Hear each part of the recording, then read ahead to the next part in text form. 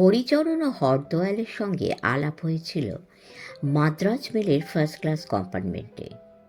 আমার বৃদ্ধ বন্ধু কর্নেল নীলাদ্রি সরকার গায়ে পড়ে লোকের সঙ্গে আলাপ জমাতে পারেন বটে। সারাটা রাত্রি গল্প করতে করতেই কাটিয়ে দিলেন। ট্রেন জার্নিতে ঘুমোনো আমার পক্ষে এক অসম্ভব ব্যাপার, তার ওপর ওই বকবকানি, আর মাঝে মাঝে কর্নেলের হা হা হা বিকট অট্ট হাসি। কেন হাসছেন, গপ্পটাই বা কি? ওপরের বার্থে শুয়ে একটুও ঠাহর হচ্ছিল না আমার। তার চেয়ে বিকট হাসি হরদয়াল নামে ধুতি পাঞ্জাবি পরা লোকটি। বিকটই বলছি, কারণ নাতুস নতুস গড়নের মধ্যবয়সী এবং প্রচণ্ড গুঁফো কোনো লোকের কণ্ঠস্বর যে অমন মেয়েলি আর ভুতুড়ে হতে পারে কোশমিনকালে শুনিনি। ভুতুড়ে বলারও কারণ আছে। ভূত পেরেত নাকি খোনা গলায় কথাবার্তা বলে। হরদয়ালবাবু যদি আড়াল থেকে কথাবার্তা বলেন, দিন দুপুরেও রীতিমতো সাহসী লোককেও আঁতকে উঠতে হবে।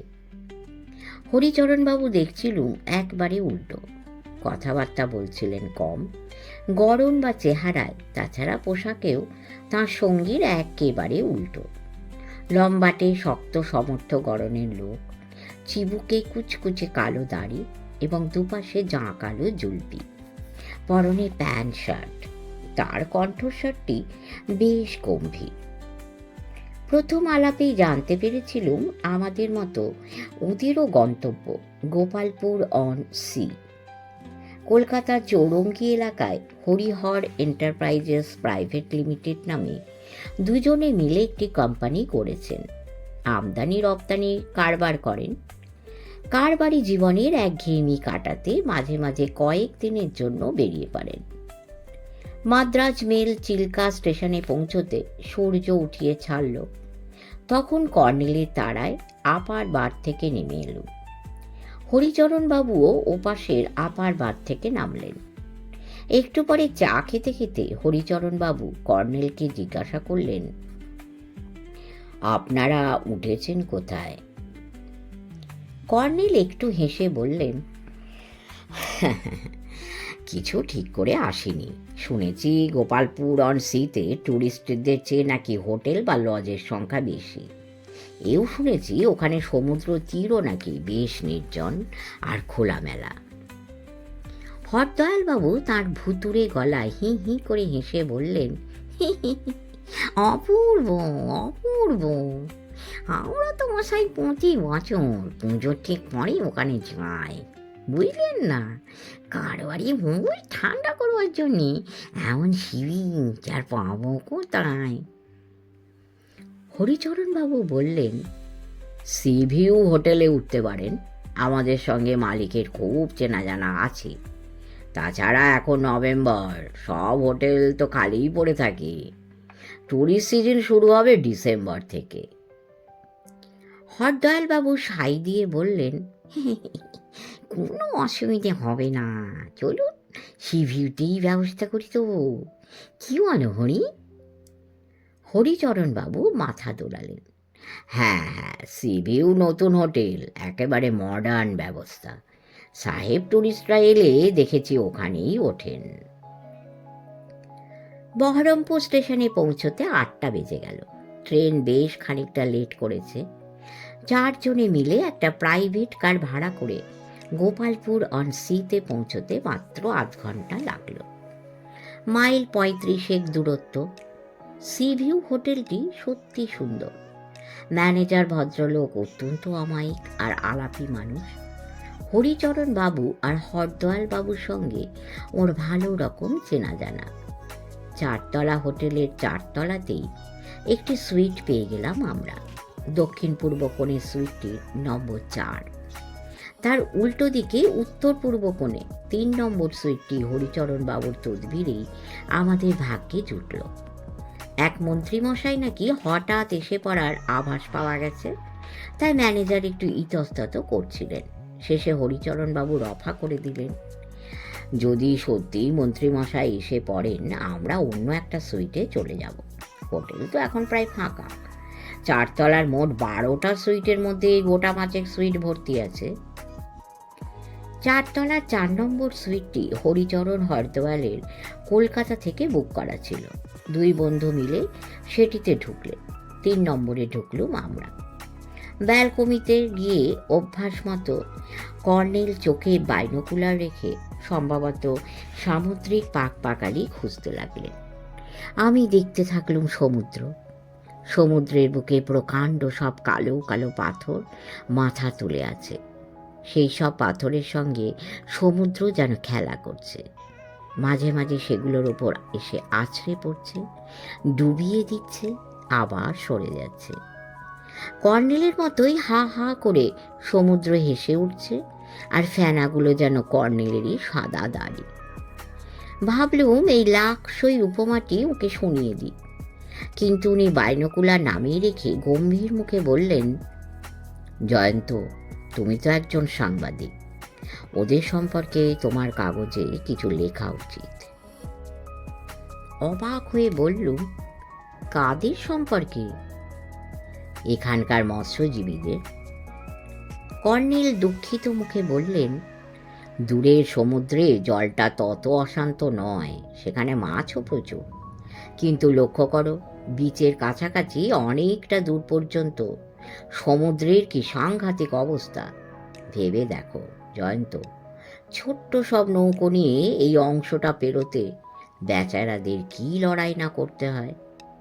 প্রতিদিন ওরা এইভাবেই লড়াই করে, তবে এত লড়াইয়ের পরেও সামান্য কিছু মাছ ধরতে পারে। ফেরার সময় আবার সেই লড়াই। তাছাড়া দেখতেই পাচ্ছ সমুদ্রে কত সব পাথর ও মাথা উঁচিয়ে আছে। 2 বার ধাক্কা লাগলে নৌকো ভেঙে গুঁড়িয়ে তো যাবেই, ওরাও বাঁচবে না। ওদের এই প্রচণ্ড জীবন সংগ্রামের কথা তোমার লেখা উচিত ডার্লিং। আমরা ডাইনিং টেবিলে বসে যখন বিশেষ বিশেষ সামুদ্রিক মাছের সুস্বাদ নিয়ে প্রশংসা করি, তখন কি চিন্তা করে দেখি যে আমার বৃদ্ধ বন্ধুর সারগর্ভ ভাষণে বাধা পড়ল। দরজায় কলিং বেলের বাজনায় গিয়ে দরজা খুলে দেখি হরিচরণবাবু একেবারে সমুদ্র স্নানের জন্য তৈরি হয়ে আমাদের ডাকতে এসেছেন। বললেন, আসুন কর্নেল, সমুদ্র স্নান করে খিদে চাঙ্গা করা দরকার, নইলে ব্রেকফাস্ট জমবে না। জয়ন্তবাবু, দেরি করবেন না, পোশাক বদলে নিয়ে বেরিয়ে পড়ুন। বাই দা বাই, আপনারা বাথ স্যুট সঙ্গে এনেছেন তো? এখানে সমুদ্র কিন্তু বিপজ্জনক। কর্নেল একটু হাসলেন। বাথ স্যুটের দরকার হবে না হরিচরণবাবু, কারণ এবেলা আমি সমুদ্রে নামছি না। তবে জয়ন্তের কথা আলাদা, ইয়ং ম্যানরা সমুদ্রের সঙ্গে লড়তে ভয় পায় না। কি বলো ডার্লিং? ঝটপট বললুম, আমার একটুতেই ঠান্ডা লেগে যায়। হরিচরণ হাসতে হাসতে বললেন, হা হা হা হা, সমুদ্রে জলে ঠান্ডা লাগার ভয় নেই। আসুন না, নুলিয়া পাওয়া যাবে। পুরীর সমুদ্রে কি কখনো স্নান করেননি? আমাকে টেনে ঘর থেকে বের করলেন হরিচরণবাবু। টের পেলুম ভদ্রলোকের গায়ে জোর আছে বটে। কর্নেলও বেরোলেন। করিডোরে দাঁড়িয়ে বললেন, হরদয়ালবাবু স্নান করতে যাবেন না, নাকি আমার মতো জল কাতুরে মানুষ? হরিচরণবাবু বললেন, যা বলেছেন, ওকে টেনে ওঠাতে পারলুম না বিছানা থেকে। দাঁড়ান, আবার চেষ্টা করে দেখি। উল্টো দিকে 4 নম্বর সুইটের দরজা ফাঁক করে উনি ডাকলেন, হর, ও হর, স্নান নাই বা করলে? অন্তত বিচে বসে আমাদের স্নান করা দেখবে। চলো, সমুদ্র দেখলে খিদে বাড়বে, রাক্ষসের মতো খেতে পারবে। দরজার ফাঁক দিয়ে দেখলুম খাটে হরদয়ালবাবু চিত হয়ে শুয়ে আছেন, মাথার উপর একটা হাত। ওই অবস্থায় শুয়ে থেকেই সেই ভুতুড়ে কণ্ঠস্বরে বললেন, না হে, ট্রেন জার্নির দখল সামনে নিতে দাও আগে, বরং দুপুরের দিকে দেখব। হরিচরণ সহাস্যে বললেন, তুমি তো বরাবর এখানে এসে আগে স্নান না করে ব্রেকফাস্ট করতে না, এবার হলোটা কি? বলে কর্নেলের দিকে ঘুরলেন। আমার ফ্রেন্ড, বুঝলেন তো, বড্ড খামখেয়ালি। গত বছরও আমাকেই টানতে টানতে নিয়ে গিয়ে সমুদ্রে নামিয়ে ছেড়েছিল, সত্যি বলতে কি, এখানকার সমুদ্রকে আমারও বড্ড ভয় করত। ওর পাল্লায় পড়ে সেই ভয়টা কেটে যায়। কর্নেল ডাকলেন, হরদয়ালবাবু, কি অসুস্থ বোধ করছেন? ও হরদয়ালবাবু। হরদয়াল সেই রকম মেয়েলি এবং খোনা গলায় জবাব দিলেন, আরে না না, আপনারা যান না, আমি দুপুরে স্নান করবো খন। হরিচরণ রাগ করে দরজাটা সশব্দে বন্ধ করে বললেন, ছেড়ে দিন, ও বরাবর ওই রকম একগুঁয়ে। হোটেল থেকে বেরিয়ে সি বিচে নামার সময় কর্নেল বললেন, হরদয়ালবাবু টনসিলের গণ্ডগোল আছে, কাল রাত্রে সে নিয়ে আলোচনা করছিল।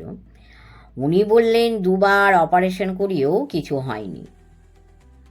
হরিচরণ বললেন, আসল গণ্ডগোল থাইরয়েড গ্ল্যান্ডে। ডাক্তারদের মতে ওই গ্ল্যান্ড অপারেশন না করালে গলার স্বর বদলাবে না, তাছাড়া ক্রমশ বডিটা আরও মোটা হয়ে যাবে। কিন্তু সার্জারিতে হরর বড্ড আতঙ্ক। 2বার যে টনসিল অপারেশন করিয়েছিল সে একরকম আমারই চেষ্টায়, বড্ড জেদিও। সমুদ্রের বীচ ভাটার সময়ও তত কিছু চওড়া নয়, খানিকটা ঢালুও। আমাকে টানাটানি করে হরিচরণ সমুদ্রে নামাতে পারলেন না।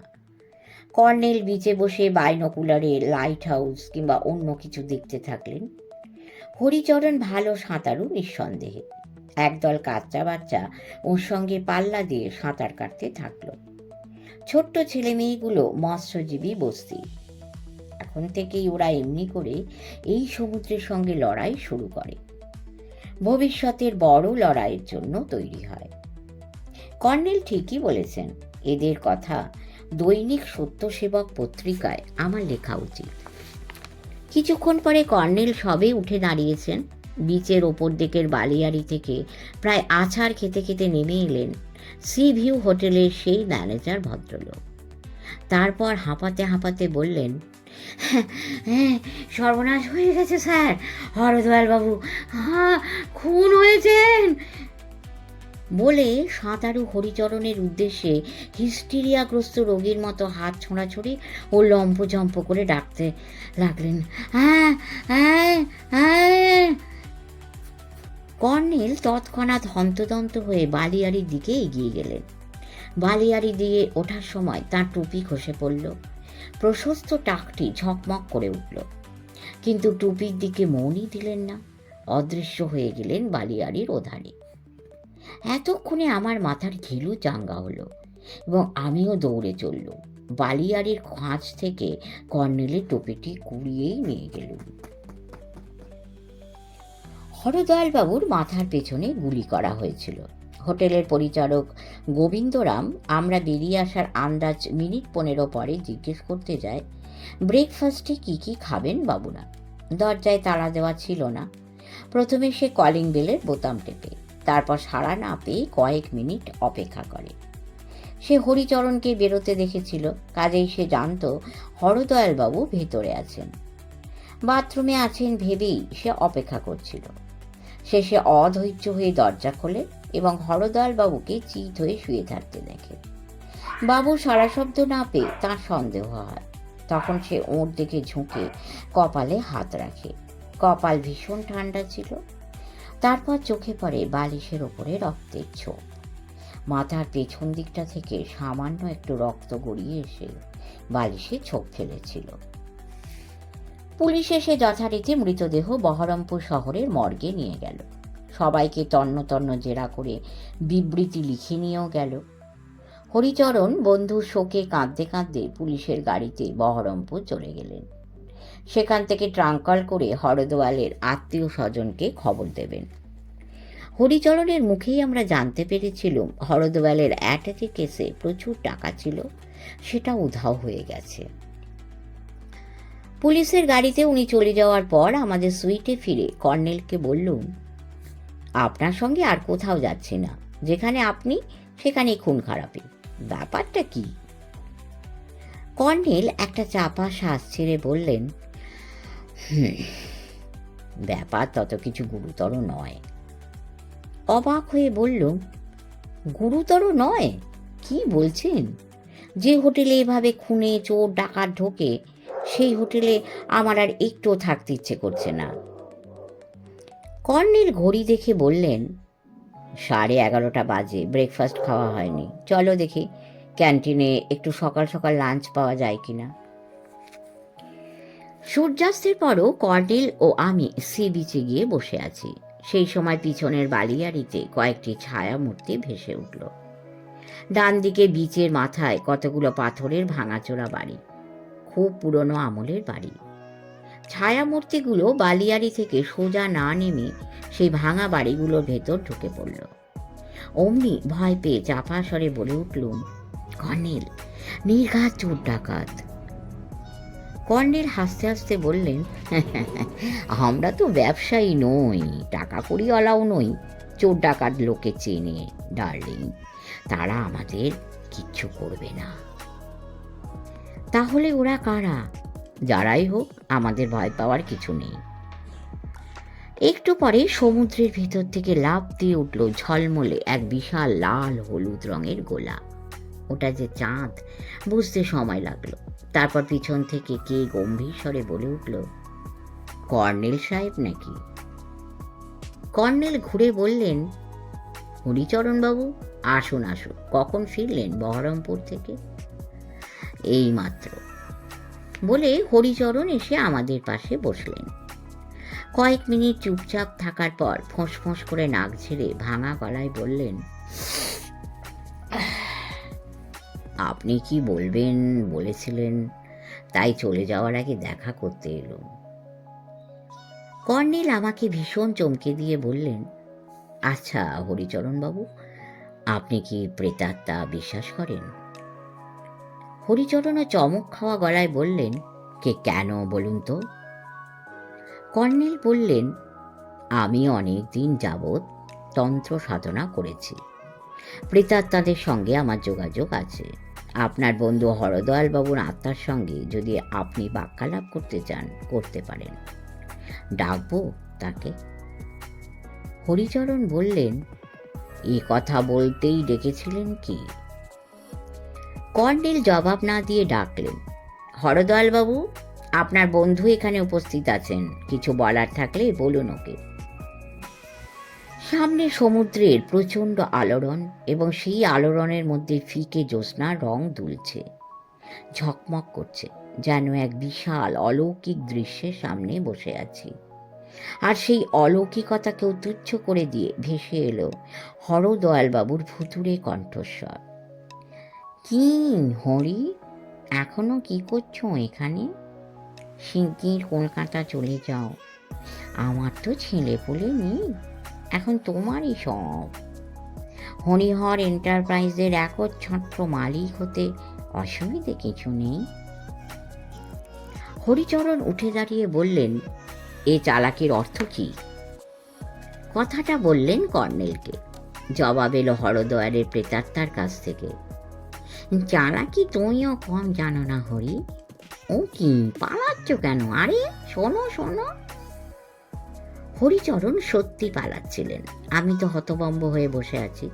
হঠাৎ ডান দিকে সেই ভাঙা পাথুরে বাড়িগুলো থেকে এক ঝাঁক টর্চের আলো এসে পড়ল এবং একদল ছায়ামূর্তি ঘিরে ধরল হরিচরণকে। তখন বুঝতে পারলুম সেই ছায়ামূর্তিগুলো পুলিশ, হরিচরণকে গ্রেপ্তার করছে। কর্নেল বললেন, কি ডার্লিং, বোবা হয়ে গেলে যে, কিছু মাথাতেই ঢুকছে না। কর্নেল হাসলেন, স্রেফ ভেন্ট্রিলোকুইজম। আমি এই স্বর জাদুবিদ্যাটি সম্প্রতি শিখেছি। যাই হোক, হরদয়ালের মাথার পেছনে সাইলেন্সার লাগানো পিস্তল দিয়ে গুলি করে মেরে হরিচরণ ওকে বিছানায় শুইয়ে রেখেছিল। আমরা ওদের সুইটের দরজার ফাঁক দিয়ে ওকে দেখেছিলুম ঠিকই, তখন আসলে উনি মৃত। কিন্তু এই হরিচরণ ভেন্ট্রিলোকুইজমে খুব পাকা। বিশেষ করে হরদয়ালবাবুর টনসিলে ত্রুটি থাকায় হরিচরণের সুবিধে হয়েছিল।